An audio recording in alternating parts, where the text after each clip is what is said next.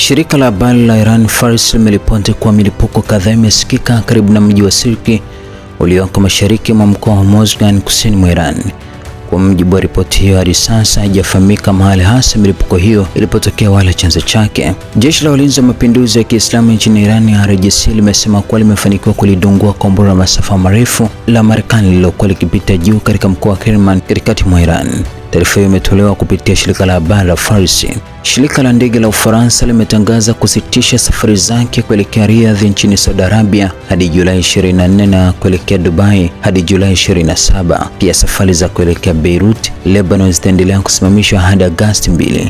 Katika taarifa yake, Air France imesema hatua hiyo imechukuliwa kutokana na hali ya usalama katika eneo la Mashariki ya Kati na vikwazo vinavyoathiri baadhi ya nchi za anga. Umoja wa Falme za Kiarabu zimelaani kile ilichokiita mashambulizi mapya ya Irani yaliyolenga Bahrain na Kuwait kwa makombora na ndege zisizo na rubani. Katika taarifa iliyotolewa na Wizara ya Mambo ya Nje ya Falme za Kiarabu, mashambulizi hayo yameelezwa kuwa ni ukiukaji mkubwa wa mamlaka nchi hizo na tishio kwa usalama na utulivu wao.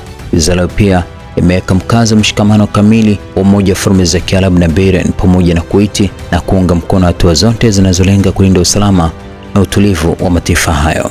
Jeshi la Marekani CENTCOM limetangaza kuwa limeanzisha wimbi jipya la mashambulizi dhidi ya Iran. Katika taarifa yake, CENTCOM imesema mashambulizi hayo yamelenga kuendelea kudhoofisha uwezo wa kijeshi wa Iran ambao Marekani inadai unatumika kushambulia meli za kibiashara zinazopita katika mlango bahari wa Hormuz. Hadi sasa mamlaka za Irani hazijatoa taarifa rasmi kuhusu tangazo hilo la Marekani.